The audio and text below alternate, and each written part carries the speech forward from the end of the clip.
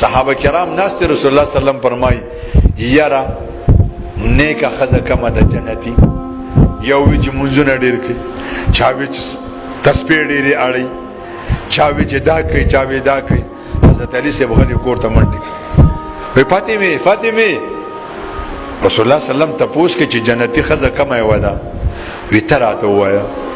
وی جنتی خزه هغه ده چې د دې په بدن د بل چا نظر نه لګیدل د دې نظر د بل چا په بدن نه لګیدل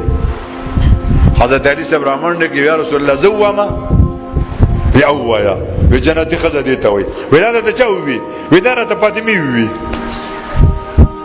فاطمه خو د چا لور ده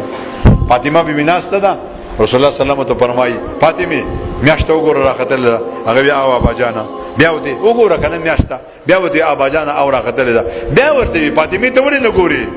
وی یا رسول الله دا اول ورځي دویمه درېمه ورځي میاشته ناری نه ګوري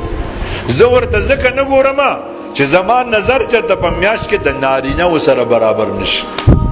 رسول الله صلی الله علیه وسلم فاطمه بی بسراغي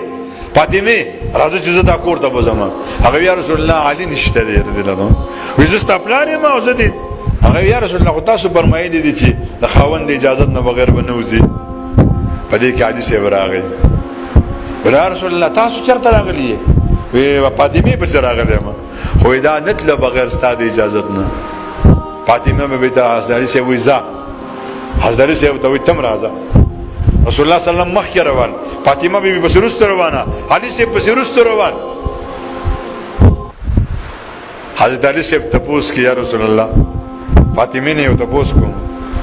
زه خاوند مزرست روانه ما دا زما خزه د زمانه مخ روانه ده